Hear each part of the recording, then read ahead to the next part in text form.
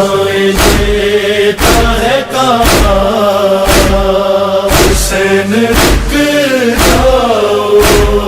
تمہارے پاؤں پکڑتی ہے سرزمین حرم،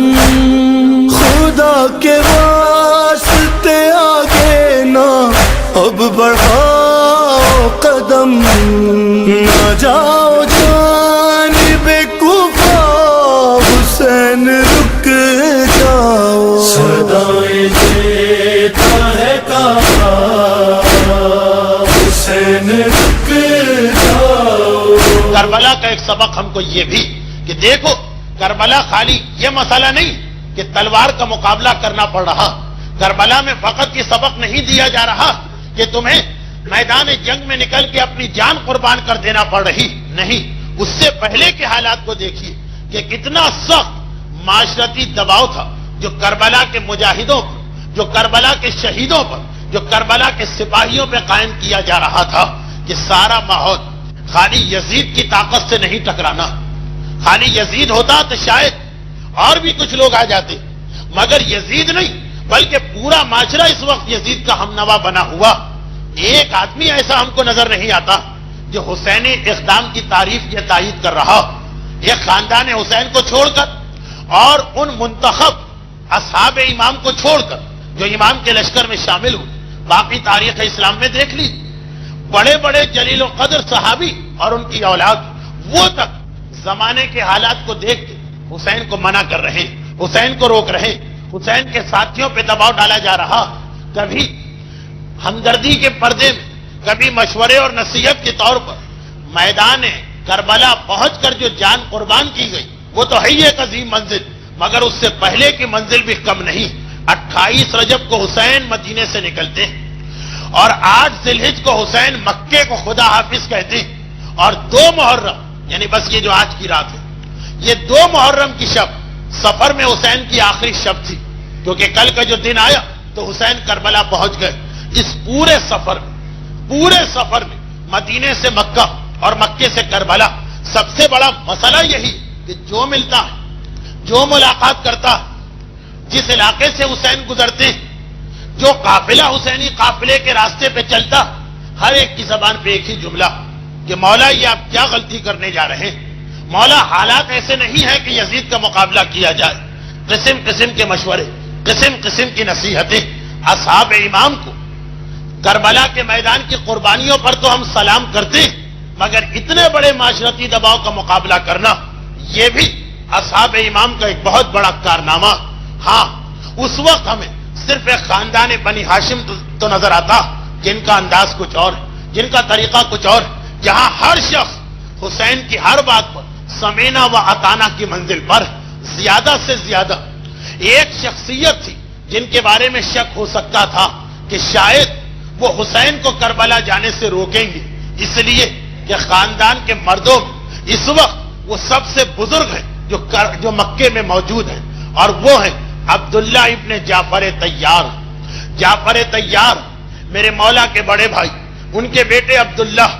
جو عمر کے اعتبار سے اس وقت خاندان بنی ہاشم جو مکے میں لوگ ہیں، مکے والے، ان میں سب سے زیادہ معمر ہے، اور عمر اتنی کہ آنکھوں کی بینائی تقریباً جواب دے چکی، وہ بھی مکے کے اندر موجود ہے۔ زیادہ سے زیادہ ان کے بارے میں یہ سوچا جا سکتا، لیکن عبداللہ ابن جعفر طیار کا جو جملہ تاریخ کے اوراق پر آیا وہ بتا رہا کہ خاندان بنی ہاشم کس طرح سے سارے معاشرے سے مختلف فکر رکھتا تھا، اور یہ جملہ کب ہمارے سامنے آیا؟ بڑی عجیب تاریخ تھی، 8 ذی الحجہ۔ اس مجمع کے اندر مجھے کتنے ہی ایسے چہرے نظر آ رہے ہیں جو حج بیت اللہ کی سعادت کو انجام دے چکے، اور ان سب کو یہ معلوم ہے کہ حاجیوں کے لیے 8 ذی الحجہ کا دن کتنا اہم ہوتا۔ 9 ذی الحجہ کو حج شروع ہوتا، 8 ذی الحجہ وہ آخری دن کہ جب سارے عالم اسلام سے حاجی مکے میں جمع ہو جاتے، آنے والوں کا ہجوم ہوتا اور سب حج کا احرام پہن رہے ہوتے۔ 8 ذی الحجہ یوم ترویہ، آغاز حج، احرام حج پہنا جاتا، مگر تاریخ کی یہ کتنی شفاف حقیقت کہ جب ساری دنیا آ کر احرام حج پہن رہی، اس وقت فرزند رسول جو احرام حج پہن چکا اسے احرام حج اتارنے پہ مجبور کیا جا رہا. ہائے میرا مولا جسے اپنی زندگی کا یہ آخری حج مکمل کرنے کا موقع نہیں دیا گیا. 8 ذی الحج لبیک اللہم لبیک کی آوازیں بلند کر کے احرام زیب تن کیے ہوئے حاجیوں کے قافلے مکے آ رہے ہیں. اور جس نے دنیا کو حج سکھایا, جس نے دنیا کو درس حج دیا, اسی کا بیٹا ہے, اسی کا فرزند ہے. احرام حج کو احرام عمرہ سے بدلا اور مکہ چھوڑ کے جا رہا ہے. حسین کے لیے یہ منزل کتنی مشکل تھی. وہ امام جس نے زندگی میں 25 حج پیادہ انجام دیے, آج 26واں حج, فقط 2 دن باقی بچتے ہیں حج میں اور اسے حج مکمل نہیں کرنے دیا جا رہا. تاریخ بتاتی ہے حسین کو مکہ چھوڑنے کا اتنا صدمہ تھا, اتنا دکھ تھا کہ حسین کا قافلہ چلا خانہ کعبہ سے دور کربلا کی جانب. مگر عجیب طریقہ ہے میرے مولا کا, اپنے گھوڑے ذوالجناح پہ سوار ہیں, گھوڑا آگے بڑھ رہا ہے, حسین آگے نہیں دیکھ رہے. حسین گردن کو گھما کے پیچھے خانہ کعبہ کو دیکھ رہے ہیں. جب تک خانہ کعبہ نظر آتا رہا میرے مولا نے آگے کی جانب نگاہ نہ کی, میرے مولا نے اپنی سواری کے راستے کو نہ دیکھا. جب تک کعبے کی آخری جھلک حسین کی آنکھوں کے سامنے رہی میرا مولا گردن گھما گھما کے خانہ کعبہ کو دیکھتا رہا اور یہاں تک کہ وہ منزل آ گئی کہ مکہ اختتام کو پہنچا. حسین رک